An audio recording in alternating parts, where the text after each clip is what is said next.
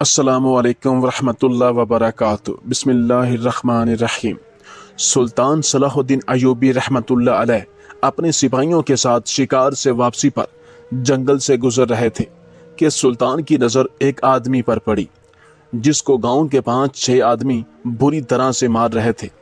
सुल्तान Salahuddin Ayyubi रहमतुल्लाह अलैह ने अपने सिपाहियों को इशारा दिया कि अपने घोड़े रोक दो, और सुल्तान ने अपने एक सिपाही को भेजा कि जाओ और इन सारों को मेरे सामने हाजिर करो, अगर वो ना आए तो इन सब की गर्दन उड़ा देना।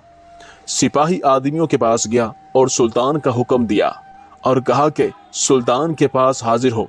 जब सुल्तान का नाम सुना तो थर थर कांपने लगे, लेकिन फिर सुल्तान के सिपाही ने कहा, अगर तुम बेकसूर हुए तो सुल्तान कभी भी बेगुनाह को सजा नहीं देता।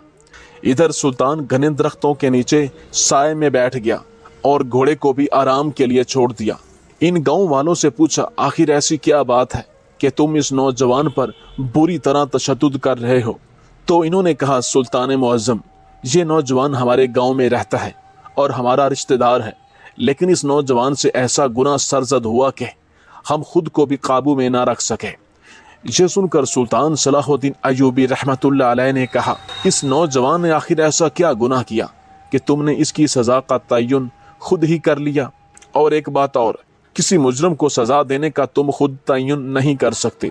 क्या मुंसिफ और काजी सिर्फ शाही सिक्कों को उड़ाने के लिए बनाए जाते हैं या फिर ऐशो इशरत के लिए? अगर इस नौजवान ने कोई ऐसा गुनाह कर भी दिया था तो आप लोग इस नौजवान को काजी के पास ले जाते और काजी साहब इस नौजवान की गुनाह के मुताबिक इसकी सजा का तयन करते।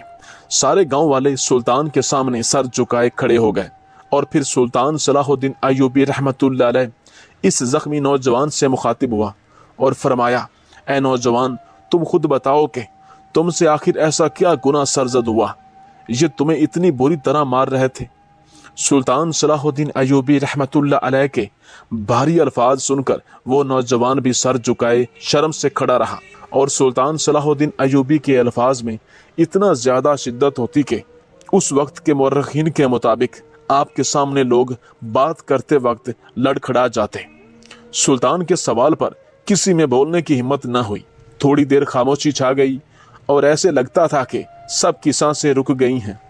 चंद लम्हों के बाद इन गांव वालों में से एक उधेड़ उम्र का आदमी सर झुकाए कहने लगा, सुल्तान मुअज्जम, ये नौजवान आज से 2 साल पहले बहुत अच्छी तरह जिंदगी गुजार रहा था। इसकी बीवी भी इसके साथ बहुत खुश थी, लेकिन अचानक इससे क्या हो गया कि इनके घर में हर वक्त झगड़ा फसाद रहने लगा और ये नौजवान आहिस्ता आहिस्ता बुराइयों की तरफ बढ़ने लगा। पहले ये 5 वक्त का नमाजी भी था और अल्लाह की इबादत भी करता था, लेकिन इसके साथ ऐसा क्या हुआ कि इस नौजवान ने नमाज को भी तर्क कर दिया और अपनी बीवी के साथ भी हर वक्त झगड़ा करता रहता। यह सुनकर सुल्तान इस नौजवान से मुखातिब हुआ और कहा कि अब तुम अपने अल्फाज में मुझे सच्चाई बताओगे या मुझे अपने तरीके से पूछना होगा?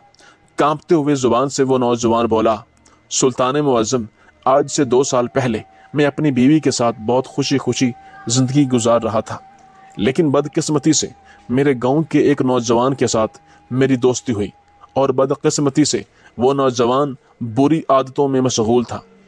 मैं उसके साथ बहुत ज़्यादा वक्त गुजारता था, जिसकी वजह से उसकी आदत का मुझ पर भी असर पड़ने लगा, और शराब नोशी के साथ साथ इसमें एक बुरी आदत यह भी थी कि वो नौजवान जानवरों के साथ जना करता।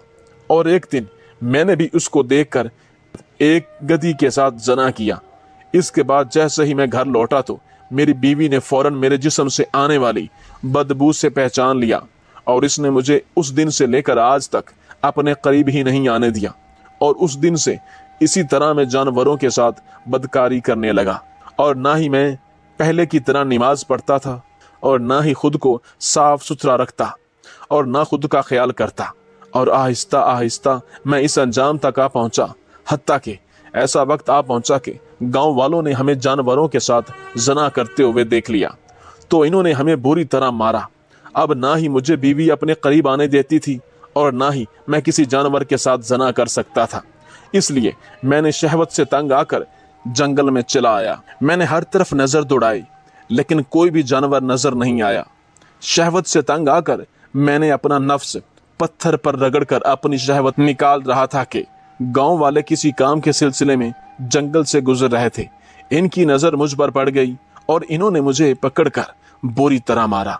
ये सुनकर सुल्तान सलाहुद्दीन अय्यूबी रहमतुल्लाह अलैह गुस्से से लाल हो गया और अपनी जगह से उठ खड़ा हुआ और फिर इस नौजवान को कहा, तुमने ऐसा गुनाह किया जिसकी मुआफी मिलने की कोई गुंजाइश नहीं।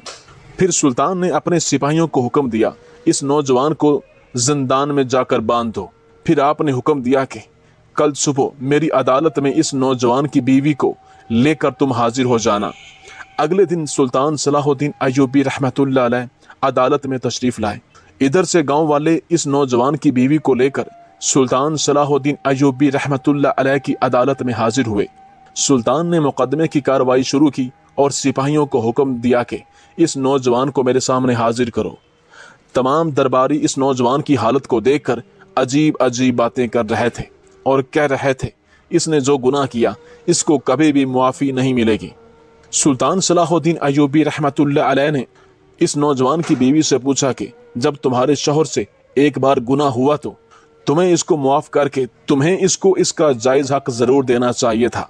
तुमने अपने शौहर को जायज हक नहीं दिया और वह बुरी आदतों में धंसता चला गया और तुम भी इन गुनाहों में इसके साथ पूरी मुर्तकब हुई, क्योंकि अगर तुम इसे अपनी बीवी होने का पूरा हक देती तो आज वो इस अंजाम तक ना पहुंचता और जितने भी इसने गुनाह किए वो आज शायद ना करता। सुल्तान सलाहुद्दीन अय्यूबी रहमतुल्लाह अलैह के गरीचे अल्फाज सुनकर इस नौजवान की बीवी बोली, सुल्तान मुअज्जम, जब से ये जानवरों के साथ जना करने लगा था इसके जिस्म से अजीबो गरीब बू आती थी। मैं रोज बरोज तंग होती जा रही थी और मुझे शक था कि ये कोई गलत काम करके आता है, लेकिन जैसे ही मैं पूछती तो ये मुझे बातों में टाल देता। लेकिन एक दिन जैसे ही मेरा ये शौहर घर आया तो इसके जिस्म से बू आ रही थी।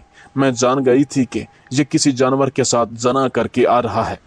मैंने फौरन पहचान लिया और उस दिन से लेकर आज तक मैंने इसे अपने करीब भी नहीं आने दिया। ये सुनकर सुल्तान सलाहुद्दीन अय्यूबी रहमतुल्लाह अलैह ने कहा, तुम बहुत बड़े गुनाह की मुर्तकब हुई और अगर आज तुम्हें सजा ना दी गई तो आने वाले वक्त पर बहुत असर पड़ेगा, इसलिए तुम्हें सजा भुगतनी पड़ेगी।